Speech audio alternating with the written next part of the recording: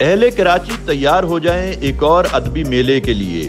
جی ہاں، امینہ سید اور آصف فرخی نے یہ خوشگوار اعلان آرٹس کونسل میں منعقدہ ایک پرہجوم میڈیا بریفنگ کے دوران کیا۔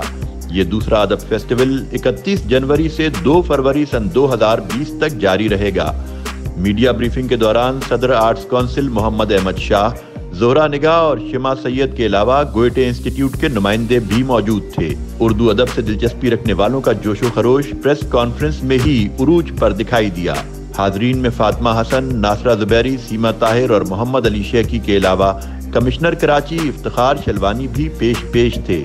منتظمین نے بتایا کہ 3 دن تک آرٹس کونسل میں شعر و ادب اور رقص و موسیقی سمیت قوالی کے بھی ثقافتی رنگ بکھیرے جائیں گے۔ 200 مہمان آئیں گے اور درجنوں سیشن اس ادب فیسٹیول کی شان بڑھا رہے ہوں گے۔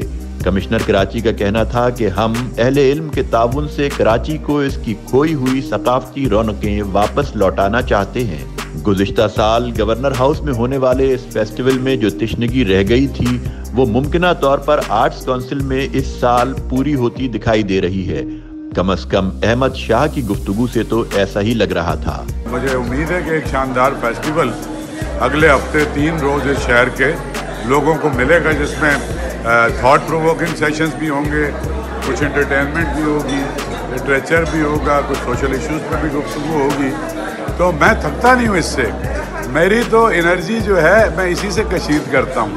اگر میرے پاس کوئی کام نہ ہو تو میں بیمار ہو جاتا ہوں، تو میرے لیے تو بڑی ہارٹننگ نیوز ہے۔ فیسٹیول کی روح رواں امینہ سید نے بھی اپنے ایسے ہی خیالات کا اظہار کیا۔